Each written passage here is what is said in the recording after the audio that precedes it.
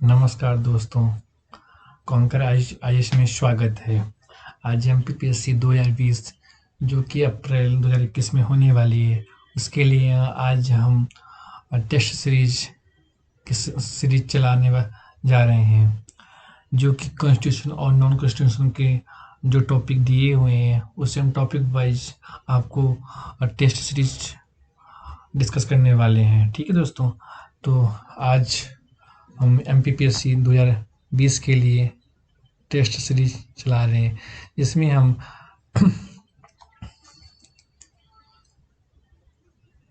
Election commission निर्वाचन आयोग, जो कि हम आपको इलेक्शन कमीशन ऑफ इंडिया के बारे में डिस्कस कर चुके हैं। अगर आपने ये वीडियो नहीं देखी है तो आप जाके कॉन्कर आईएएस की प्लेलिस्ट में एमपीपीएससी में जाकर ये वीडियो देख सकते हैं। हम इसको डिटेल से डिस्कस किए हैं और सभी टॉपिक मैंने कवर किए जो पीटी के हिसाब से वेरी इंपॉर्टेंट है। तो आज उसी के मैं टेस्ट सीरीज लाया हूँ। ठीक है दोस्तों, तो हम आज चलिए डिस्कशन करते हैं।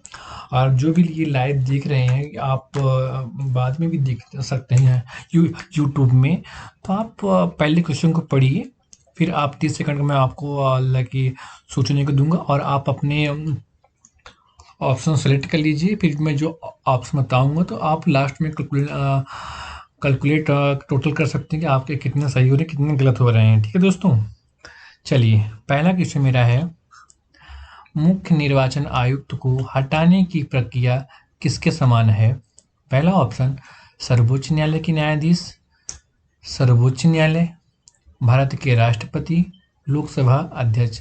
हम आपको 30 सेकंड का टाइम देते हैं, आप इसका आंसर आप बताइए।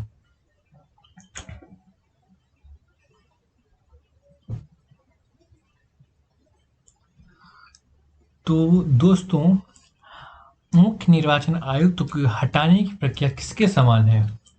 तो इसका ऑप्शन ए होना चाहिए। मुख्य निर्वाचन आयुक्त को हटाने की प्रक्रिया सर्वोच्च न्यायालय के न्यायाधीश के समान होनी चाहिए। ठीक है दोस्तों, मुख्य निर्वाचन आयुक्त को हटाने की प्रक्रिया सर्वोच्च न्यायालय के न्यायाधीश के समान होना चाहिए, न कि सर्वोच्च न्यायालय, न ही राष्ट्रपति, न लोकसभा अध्यक्ष। इसलिए A option is correct option. अगर आपने सही लिखा है तो गुड। और क्वेश्चन दूसरा, मुख्य निर्वाचन आयुक्त के साथ कितने और आयुक्त होते हैं? 1, 3, 2, 4। 30 सेकंड का ऑप्शन, आप अपना ऑप्शन करेक्ट कर लीजिए।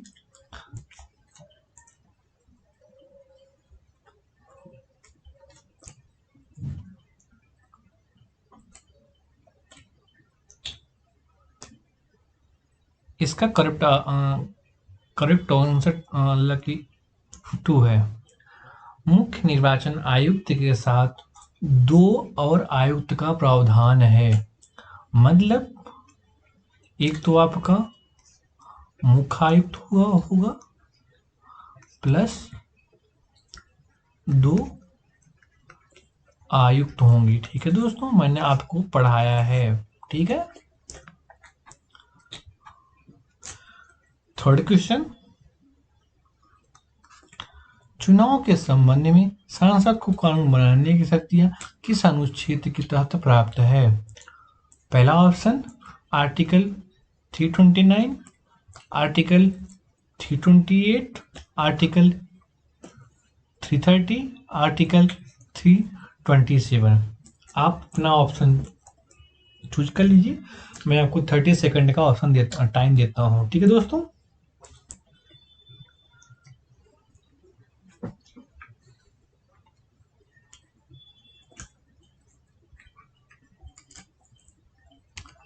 इसका ऑप्शन डी इज करेक्ट है। चुनाव के संबंध में सांसद को कानून बनाने की शक्ति है, जो कि आर्टिकल 327 के तहत प्राप्त है। मतलब चुनाव के संबंध में सांसद कानून बनाती है। यहाँ पे सांसद का तात्पर्य मैं आपको पहले बता चुका, लोकसभा प्लस राज्यसभा प्लस राष्ट्रपति से होता है। कोई भी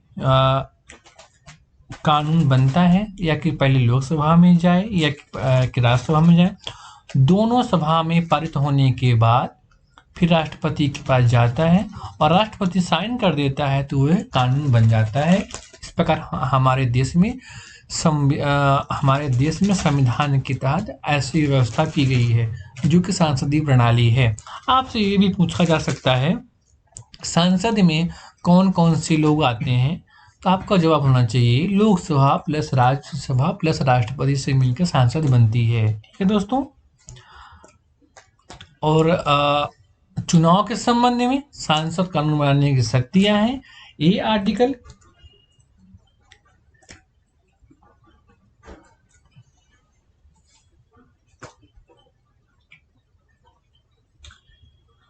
327 के तहत है।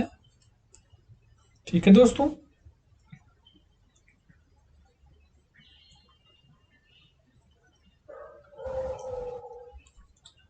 अब हम नेक्स्ट पढ़ेंगे।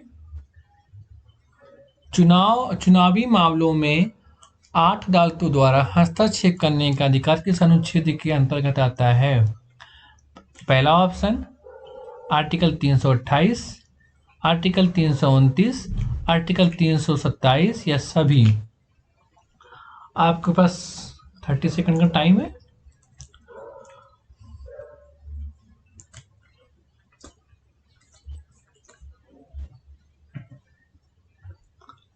Option B is correct. चुनावी मामलों में 8 अदालतों द्वारा हस्तक्षेप करने का अधिकार आर्टिकल 329 में है। ठीक है दोस्तों।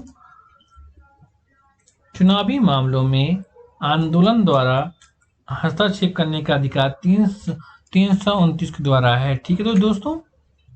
नेक्स्ट क्वेश्चन, निर्वाचन आयोग के अध्यक्ष व सदस्यों के वेतन भत्ते वही होंगे जो पहला उच्च न्यायालय के मुख्य न्यायाधीश के होते हैं, उच्चतम न्यायालय के मुख्य न्यायाधीश के होते हैं, उच्चतम न्यायालय के मुख्य न्यायाधीश के होते हैं या सांसद निर्धारण करेगा।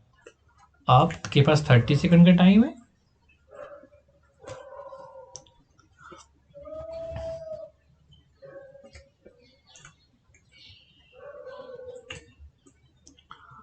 ऑप्शन सी करेक्ट होगा।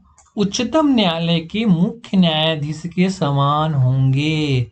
आप यहाँ ऐसे ऑप्शन ये बहुत कंफ्यूज होंगे, लेकिन आपको ये फैक्ट भी है और आप की बिल आप इसमें घबराइए नहीं। आपका ये करेक्ट होना चाहिए। आपको अगर आपने मेरा वीडियो नहीं देखा है, आप इसको 2-3 बार रिवाइज कर लीजिए वो वीडियो, या कि आप उसको जो हमने मतलब कि आपको पढ़ाया समझाया वो 1-2 बार आप समझ लीजिए।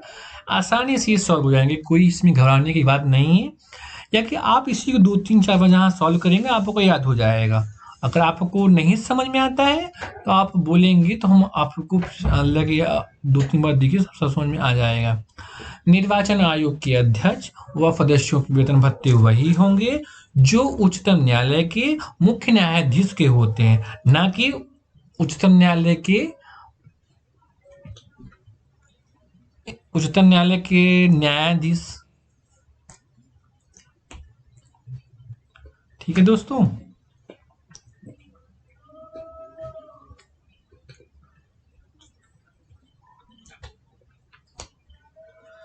यहाँ पे थोड़ा सा मतलब की मिस्टेक है। यहाँ उच्चतम न्यायालय की न्यायाधीश होगा, ना कि मुख्य न्यायाधीश। थोड़ा सा आप इसको मतलब की करेक्ट कर लीजिए।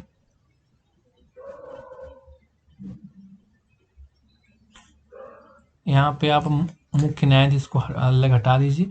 उच्चतम न्यायालय के न्यायाधीश होते हैं, बस इतना बस होगा। ठीक है दोस्तों।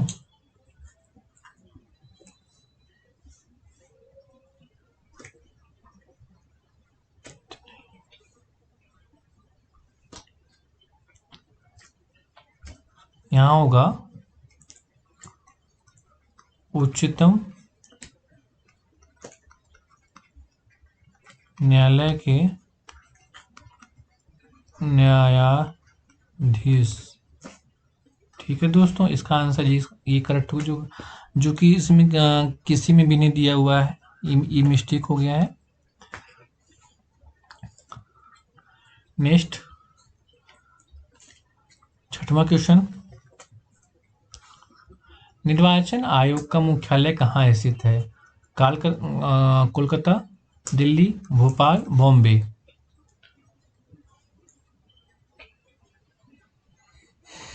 सही आंसर बी, दिल्ली। निर्वाचन आयोग का मुख्यालय दिल्ली में है। ठीक है दोस्तों, निर्वाचन आयोग का मुख्यालय कहाँ पे है? दिल्ली में है। इस नेक्स्ट क्वेश्चन, निर्वाचन आयोग के अध्यक्ष व सदस्यों का कार्यकाल कितना होता है? पहला ऑप्शन 3 वर्ष या 65 वर्ष, 6 वर्ष या 65 वर्ष, 7 वर्ष या 70 वर्ष, 5 वर्ष या 70 वर्ष। आप सोच लीजिए। इसका सही आंसर 6 वर्ष या 65 वर्ष। निर्वाचन आयोग के अध्यक्ष व सदस्यों का कार्यकाल 6 वर्ष या 65 वर्ष, जो भी पहले हो। अगर आपके पास ऑप्शन में ये आए 6 वर्ष या 65 वर्ष ऑब्लिक ये पहले, दूसरा ऑप्शन अगर 6 वर्ष या 65 वर्ष, तो आपका जवाब होना चाहिए 6 वर्ष या 65 वर्ष, जो भी पहले आए। जो भी पहले का सेंस ये है, अगर आप उसका कार्यकाल 6 साल पूरा हो रहा है तब भी वो रिटायर्ड हो जाएगा। अगर उसका कार्यकाल 65 वर्ष पूरा भी हो रहा है तब भी वो रिटायर हो सकता है। मतलब दोनों अवधि में, अगर 6 वर्ष पूरा पहले हो रहा है तब भी वो रिटायर्ड होगा, भले 65 साल का नहीं हुआ है। अगर उसका 65 साल पूरा हो रहा है तब भी वो रिटायर्ड हो जाएगा। ठीक है दोस्तों, अब नेक्स्ट क्वेश्चन। हालांकि ऐसे क्वेश्चन आया हुआ है कि निर्वाचन आयोग का मुख्यालय कहाँ है, तो आपका जवाब होना चाहिए दिल्ली।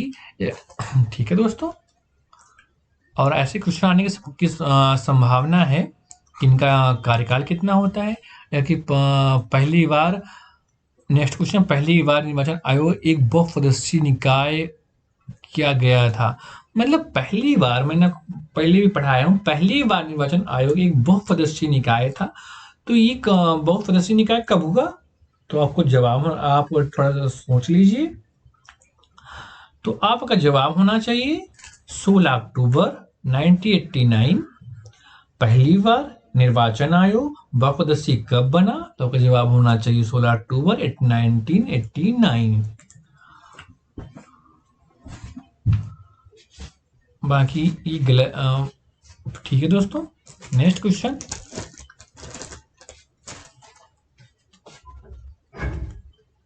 निर्वाचन आयोग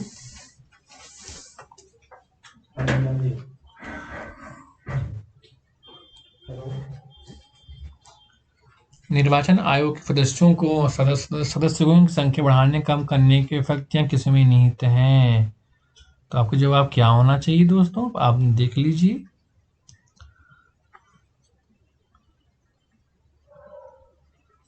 निर्वाचन आयोग के सदस्यों की संख्या बढ़ाने या कम करने की शक्ति किसमें निहित है? राष्ट्रपति में, केंद्र सरकार में, संसद में, मुख्य निर्वाचन आयुक्त में। आप सोच लीजिए। इसका जवाब होना चाहिए राष्ट्रपति। क्या होना चाहिए दोस्तों? राष्ट्रपति। निर्वाचन आयोग में सदस्यों की संख्या बढ़ाने या कम करने की शक्ति किसमें है दोस्तों? राष्ट्रपति में है। निर्वाचन आयोग में सदस्यों की संख्या बढ़ाने या कम करने की शक्तियां किसमें है दोस्तों? तो आपका जवाब होना चाहिए राष्ट्रपति। Next question, question number 10। संविधान में चुनाव आयोग के सदस्यों की शक्ति, कार्यकाल, पात्रता आयोग का वर्णन किस अनुच्छेद में किया गया है? पहला ऑप्शन आर्टिकल 324 से आर्टिकल 327, दूसरा ऑप्शन 324 से 329, आर्टिकल 324 से 330, आर्टिकल 324 से 328। आप सोच लीजिए कौन सा इसमें ऑप्शन सही है। संविधान में चुनाव आयोग के सदस्यों की शक्ति, कार्यकाल के पात्रता आयोग का वर्णन किस अनुच्छेद में किया गया है दोस्तों? तो आपको जवाब होना चाहिए बी, आर्टिकल 324 से 329। आर्टिकल 324 से आर्टिकल 329। संविधान में चुनाव आयोग के अध्यक्षों व सदस्यों की कार्य की शक्ति व कार्यकाल का वर्णन आर्टिकल 324 से आर्टिकल 329 में वर्णन किया गया है। ठीक है दोस्तों, जैसे कि आपको पता है कि संविधान में चुनाव आयोग, अगर आपसे ये पूछा जाए इसमें भाग कौन सा है, तो आपको जवाब होना चाहिए, क्या जवाब होना चाहिए, भाग 15 में वर्णन है। अगर आपसे सीधा सीधा पूछ ले सकता है, ये भी पूछ सकता है, कोई बड़ी बात नहीं। आर्टिकल 324 से 329 वेरी इंपॉर्टेंट है दोस्तों। निर्वाचन आपसे ये भी पूछ सकता है कि चुनाव आयोग का आर्टिकल कौन सा है, तो आपका जवाब सिंपल सा होना चाहिए 324। ठीक है दोस्तों, और भाग कौन सा है, इसका भाग संविधान 324 भाग मैंने आपको बताया ना अभी, भाग 15 में वर्णन है। ठीक है, भारत के संविधान में चुनाव आयोग का वर्णन किया गया है। मैं तो आपको पहले स्लाइड में बता चुका हूँ सर। इसमें आपका पहला देखिए, संविधान के भाग 20 आर्टिकल 328, संविधान के भाग 16 आर्टिकल 324, संविधान के भाग 15 आर्टिकल 324, संविधान के भाग 14 आर्टिकल 325। तो आपको तो जवाब पता ही है दोस्तों, संविधान के भाग 15 में आर्टिकल 324। अगर आज आपसे ये पूछा जाए भारत के संविधान में चुनाव आयोग का वर्णन कहाँ किया गया है, तो आपका जवाब होना चाहिए, क्या जवाब होना चाहिए दोस्तों,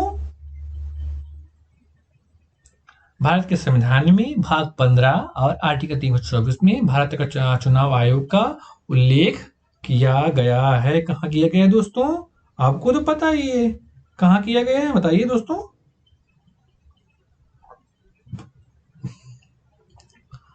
आर्टिकल 324 भाग 15, सिंपल सा है भाई। ठीक है दोस्तों, प्रथम बार राष्ट्रीय मतदाता दिवस कब मनाया गया, तो आपका तो पहला ऑप्शन 2013, 2013, 2013, 2010, 11, 12, 10, 11, 12, 13 कब मनाया गया, प्रथम बार राष्ट्रीय मतदाता दिवस कब मनाया गया, आप सोच लीजिए दोस्तों। इसका सही जवाब होना चाहिए 2011। प्रथम बार राष्ट्रीय मतदाता दिवस कब मनाया गया दोस्तों, तो आपको जवाब होना चाहिए 2011। ठीक है दोस्तों, राष्ट्रीय मतदाता दिवस कब मनाया जाता है, अब आपसे डेट पूछ लिया, वाह। देखिए दोस्तों, अब आपसे पूछा 24 जनवरी, 23 जनवरी, 22 जनवरी, 25 जनवरी, तो आपका जवाब होना चाहिए 25 जनवरी। 25 जनवरी 2011 से मतदाता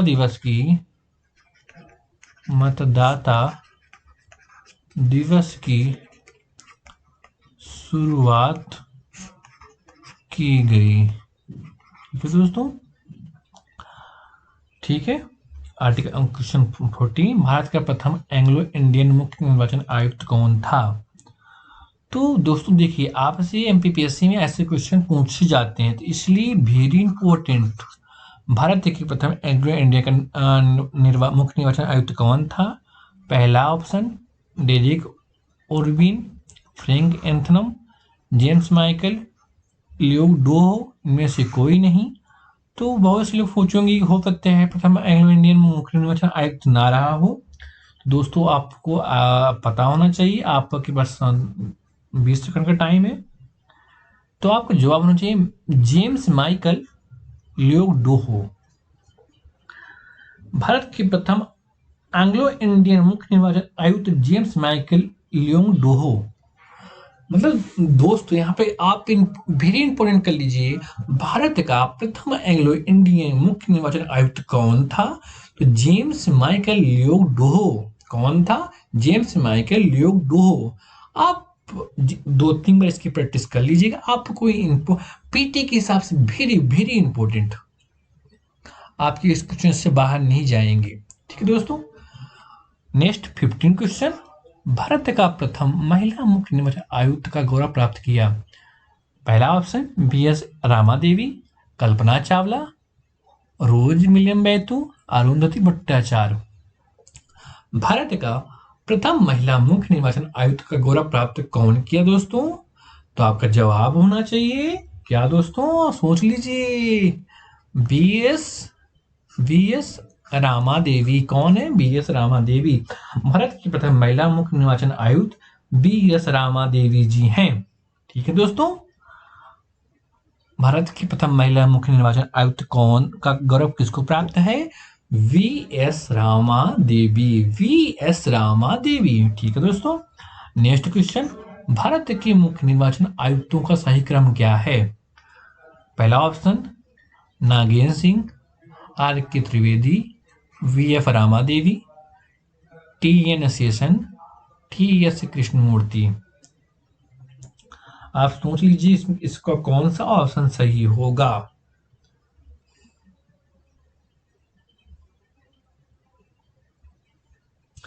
तो दोस्तों इसका सही जवाब पहला नागेंद्र सिंह, दूसरा RK त्रिवेदी, VS रामा देवी, चौथा TN शेषन, पांचवा TS कृष्ण मूर्ति। ये आप सीक्वेंस याद कर लीजिए। MPPSC में ऐसे क्वेश्चन में एक इनमें से पूछ लेगा, एक और कोई आपको दे देगा, बोल देगा इनमें से कौन सा नहीं है, तो आपको इनको याद होना चाहिए। और अब नेक्स्ट क्वेश्चन, राज्य निर्वाचन आयुक्त को किसकी सलाह पर उसके पद से हटाया जाता है? पहला ऑप्शन उच्च न्यायालय के मुख्य न्यायाधीश, मुख्यमंत्री, मुख्य निर्वाचन आयुक्त, राज्यपाल। तो दोस्तों आप सोच लीजिए इसका जवाब क्या होना चाहिए। तो आपका जवाब होना चाहिए मुख्य निर्वाचन आयुक्त। राज्य निर्वाचन आयुक्त को मुख्य निर्वाचन आयुक्त की सलाह पर उसके पद से हटाया जा सकता है। मतलब आप दोस्तों राज्य निर्वाचन आयुक्त को उसके मुख्य निर्वाचन आयुक्त के सलाह पर उसके पद से हटाया जा सकता है। ठीक है दोस्तों, आप यहाँ पे कंफ्यूज मत हो जाइएगा, ना यहाँ राज्यपाल हटाता है। हाँ, यहाँ पे सलाह अगर ये पूछे कि कौन हटाता है तो हटाता राष्ट्रपति है, लेकिन मुख्य निर्वाचन आयुक्त के सलाह पर हटाता है। ठीक है दोस्तों, नेक्स्ट क्वेश्चन, निर्वाचन आयोग इनमें से किस चुनाव के लिए जिम्मेदार है? बहुत अच्छा क्वेश्चन है। पहला ऑप्शन लोकसभा, दूसरा ऑप्शन उपराष्ट्रपति, तीसरा ग्राम पंचायत, चौथा राष्ट्रपति। सही कोड का चयन करें। 1 2 3 2 3 4 1 2 4 सभी के लिए आप इनमें से मतलब ऑप्शन चूज कीजिए। पहला देखिए,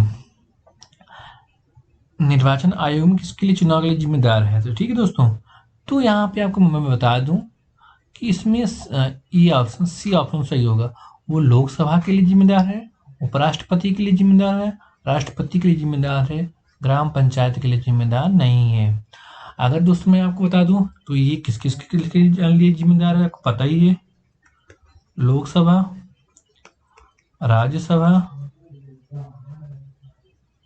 राज्यसभा में यहाँ विधानसभा से होता है, लेकिन जिम्मेदार यही है। ठीक है दोस्तों,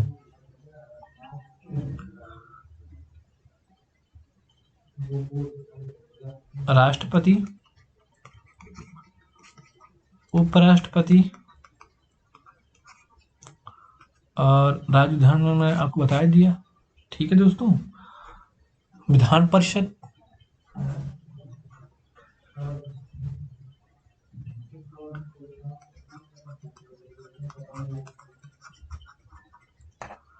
लेकिन ये ग्राम पंचायत एंड नगर पंचायत के लिए जिम्मेदार नहीं है, इसके लिए राज्य निर्वाचन आयोग जिम्मेदार होता है। ठीक है दोस्तों।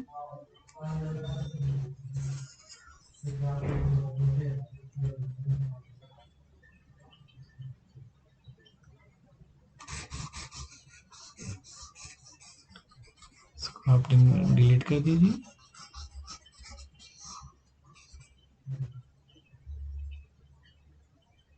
ठीक है दोस्तों, तो मतलब राज्य निर्वाचन आयोग किस किस के लिए जिम्मेदार है? पहला पॉइंट आपका होना चाहिए ग्राम पंचायत चुनाव के लेखन के लिए, दूसरा नगर पंचायत। ग्राम पंचायत में हर जगह अलग अलग रूल है। ग्राम पंचायत का होता है, फिर ब्लॉक लेवल पे होता है, जिला स्तर पर तीनों चुनाव के लिए आता है। यहाँ नगर पंचायत, नगर निगम, नगर पंचायत सभी को जो इलेक्शन को होता है राज्य निर्वाचन आयोग करवाता है। अब निर्वाचन आयोग लोकसभा हो चाहे निर्वाचन राष्ट्रपति, उपराष्ट्रपति, लोकसभा, राज्य विधानसभा, राज्य विधान परिषद, राज्यसभा के चुनाव कराने के लिए जिम्मेदार है, न कि पंचायत और नगर निगम के चुनाव आयोग का कौन करवाता है? न राज्य निर्वाचन आयोग करवाता है। ठीक है दोस्तों, आपको क्लियर हो जाना चाहिए। नेक्स्ट क्वेश्चन है, भारत के संविधान में मुख्य निर्वाचन आयुक्त के लिए क्या योग्यता निर्धारित की गई है? पहला ऑप्शन, उसे उच्च न्यायालय के वकील के तौर पर 5 साल की वकालत का अनुभव हो, उसके कार्यकाल 35 वर्ष पूरा हो, या भारत का नागरिक हो। तीसरा ऑप्शन, वह अच्छा नागरिक हो। अच्छा नागरिक हो, इनमें से कोई नहीं। आप ऑप्शन चूज कर लीजिए।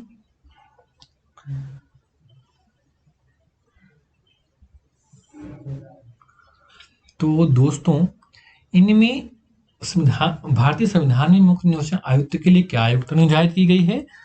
तो इनमें दोस्तों डी ऑप्शन होगा, इनमें से कोई नहीं, क्योंकि भारत के संविधान में मुख्य निर्वाचन आयोग की अध्यक्ष सदस्यों की योग्यता का उल्लेख नहीं किया गया है।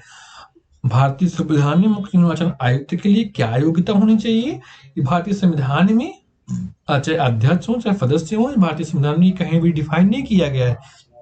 इसलिए उसे उच्च न्यायालय के वकील के तौर पर 5 सालों का वकालत का अनुभव हो, ये गलत है। ये गलत है। उसकी उम्र 35 वर्ष पूर्ण हो या भारत का नागरिक हो, ये भी गलत है। ठीक है दोस्तों, और भारत का अच्छा नागरिक हो, ये भी गलत है।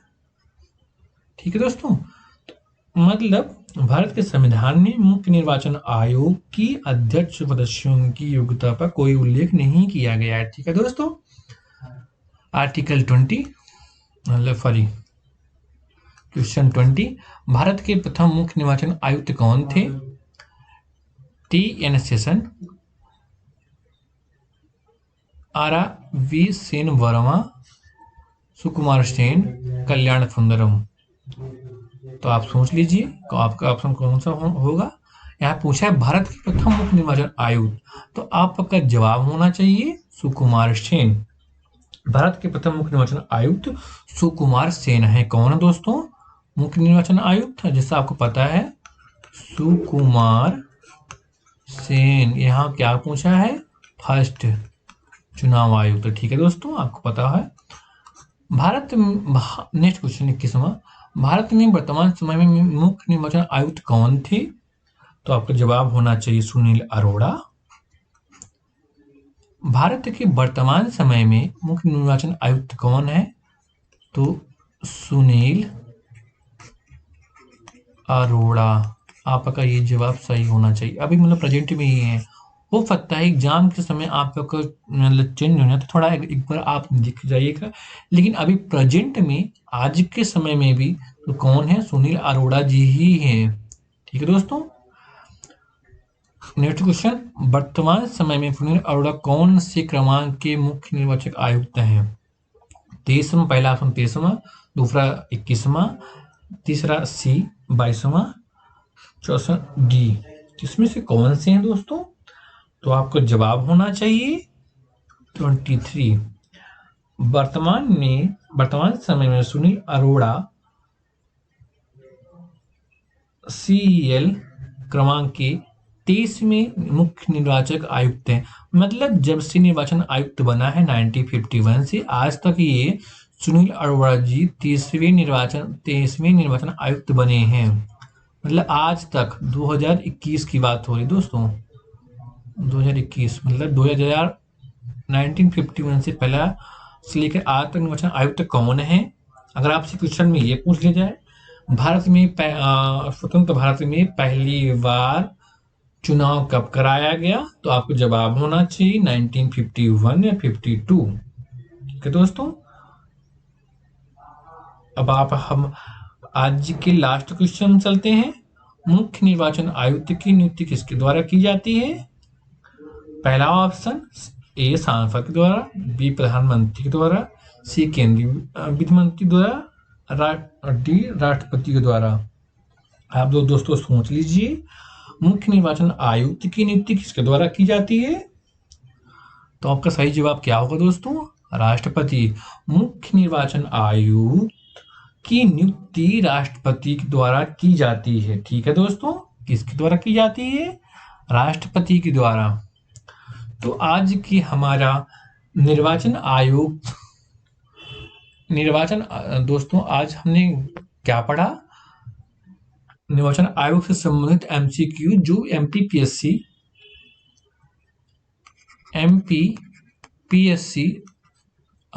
11 अप्रैल 2021 को होगी। तो इसके लिए इलेक्शन कमीशन का हमने MCQ लाया है। ऐसे ही अन्य कमीशन के लिए अगर हम MCQ लाएंगे और आपकी प्रैक्टिस करवाएंगे। अगर आपको इसमें समझ में नहीं आ रहा हो दोस्तों, तो आप मेरा इलेक्शन कमीशन का वीडियो देख लीजिए और फिर इसको सॉल्व करिए तो आपको आसानी होगी, क्योंकि हमने ये सभी इलेक्शन कमीशन से संबंधित MPPSC के लिए PT की ओरिएंटेड मैंने कंप्लीट तैयारी करवाई है उसमें, और आप उसको देख लीजिए और फिर उसके बाद ये टेस्ट सीरीज आप सॉल्व करिए तो दोस्तों आपको बेहतर लगेगा। और हमने फिर आज ये इलेक्शन कमीशन से संबंधित आज मैंने क्वेश्चन डिस्कस कर लिया, और इसका लास्ट में हमने आपको आंसर की उत्तर पुस्तिका भी दे दिया है। आप वहां से पहले आप अपने आप को जज कर लीजिए, नहीं समझ में आ रहा तो आप यहाँ देख लीजिए। जैसे मैंने आपको पहले का आंसर, मुख्य निर्वाचन आयुक्त को हटाने की प्रक्रिया सर्वोच्च न्यायालय के न्यायाधीश के समान है। दूसरे का आंसर, मुख्य निर्वाचन आयुक्त के साथ दो और आयुक्त का प्रावधान है, मतलब एक तो होगा, दो ये होंगे। ठीक है। तीसरा, चुनाव के संबंध में सांसद को कानून बनाने की शक्तियां आर्टिकल 327 के तहत है। चौथा, चुनावी मामलों में आंदोलन द्वारा हस्तक्षेप करने का अधिकार आर्टिकल 329 के अंतर्गत है। निर्वाचन आयोग के अध्यक्ष व सदस्यों के वेतन भत्ते उच्चतम न्यायालय के न्यायाधीश के समान होंगे। निर्वाचन आयोग के मुख्यालय कहाँ पे है? तो आपको जवाब होना चाहिए दिल्ली। सातवां, निर्वाचन आयोग के अध्यक्ष व सदस्यों का कार्यकाल 6 वर्ष या 65 वर्ष, जो भी पहले हो। ये एग्जाम के हिसाब से इंपॉर्टेंट है, ये भी इंपॉर्टेंट है, ये भी इंपॉर्टेंट है दोस्तों। ये और सेकंड नंबर भी इंपॉर्टेंट है और ये भी पहला भी इंपॉर्टेंट है। PT के हिसाब से वन लाइनर फैक्ट भी हो सकता है दोस्तों। और पहली बार निर्वाचन आयोग की बहुसदस्यी कब बनी? 16 अक्टूबर 1989 को बनी, ये भी पूछ सकता है। निर्वाचन आयोग में सदस्यों की संख्या बढ़ने या कम करने की शक्ति किसमें है? तो राष्ट्रपति में नहीं था, ये भी इंपॉर्टेंट है दोस्तों।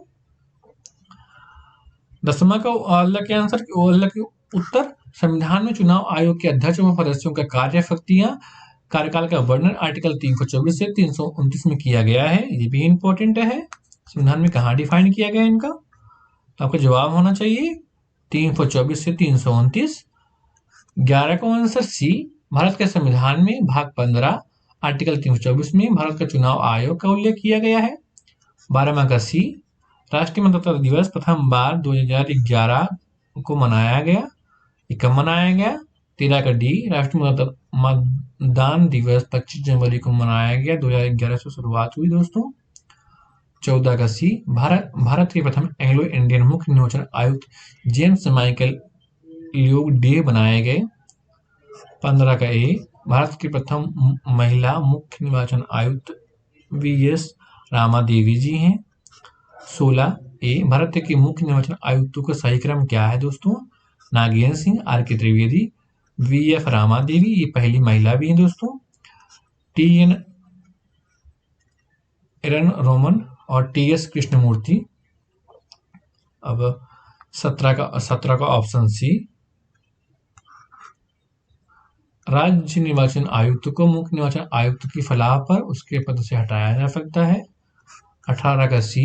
भारत का निर्वाचन आयोग, चाहे वो राष्ट्रपति हो, उपराष्ट्रपति हो, लोकसभा हो, राज्य विधानमंडल हो, विधान परिषद हो, राज्यसभा के चुनाव कराने की प्रति जिम्मेदार है, न कि पंचायत नगर निगम चुनाव राज्य निर्वाचन आयोग कराता है। 19 का डी। भारत के संविधान में मुख्य निर्वाचन आयोग के अध्यक्ष सदस्यों की योग्यता का उल्लेख नहीं किया गया है। 20 का सी। भारत के प्रथम मुख्य निर्वाचन आयुक्त सुकुमार सेन जी हैं। 21 का डी। भारत की वर्तमान मुख्य निर्वाचन आयुक्त सुनील अरोड़ा जी हैं। अभी प्रेजेंट में 2021 की बात हो रही है दोस्तों। 22 का ए। वर्तमान समय में सुनील अरोड़ा CEL क्रमांक का 23 में है, मतलब 1951 से 2021 में एक आयुक्त कौन से नंबर के हैं? तो 23वें नंबर का जवाब होना चाहिए आपका। 23 का डी। मुख्य निर्वाचन आयुक्त की नियुक्ति कौन करता है? भारत के राष्ट्रपति। इस प्रकार दोस्तों मैंने आपको इलेक्शन कमीशन से जो MCQ है मैंने उसको डिस्कस किया, उसका आंसर भी मैंने डिस्कस किया। आप पहले MCQ सॉल्व करिए, उसके बाद फिर आप अपन इसके लगे आप आंसर की आप मिलान कर लीजिए। तो इस प्रकार दोस्तों आज का ये सीरीज समाप्त हुई और हमने नेक्स्ट क्लास में नेक्स्ट सीरीज के साथ मिलेंगे दोस्तों। MPPSC 2020 जो 11 अप्रैल को होने वाली है और हमारा क्लास भी चल रही है। अगर आपने मेरी क्लास पहले नहीं देखी है तो आप कॉन्कर IAS के MPPSC की प्ले लिस्ट में जाके वहाँ से वीडियो देख सकते हैं। मेरी 6-7 क्लास हो गई हैं। आज टेस्ट सीरीज पहली सीरीज थी और हम आगे भी इसको डेली कंटिन्यू करेंगे और एग्जाम के पहले हम आपको पूरा सिलेबस कंप्लीट करवा देंगे। और ये जो भी सोर्स फॉलो किए जा रहे हैं सभी ऑथेंटिक हैं। हमारी टीम इस पर पूरा वर्क कर रही है। टीम काफ़ी एक्सपर्ट है, काफ़ी एक्सपर्ट के द्वारा ये मटेरियल बनाया जाता है, तैयार किया जाता है। अगर आपको प्रॉब्लम होगी तो हम बाई लैंग्वेज या इंग्लिश में भी ये सेम चीज़ हम प्रोवाइड कर सकते हैं। और हमारी टीम इसमें कॉन्कर IAS इसमें एक्सपर्ट लोग काम कर रहे हैं और नेक्स्ट हम आपको नए सिलेबस के आधार पर नए टेस्ट सीरीज में मिलेंगे। बहुत बहुत धन्यवाद। अगर आपको ये वीडियो पसंद आया हो तो वीडियो को लाइक करिए, सब्सक्राइब करिए, इससे अपने नए दोस्तों को शेयर करिए। इससे हम लोग का मनोबल बढ़ेगा और आपको हम PT के लिए ऑथेंटिक और PT ओरिएंटेड ही पढ़ाएंगे। आपको हम जो PT एग्जाम के हिसाब से इम्पोर्टेंट होगा वही चीज़ हम यहाँ पे कवर अप करेंगे। बहुत बहुत धन्यवाद दोस्तों।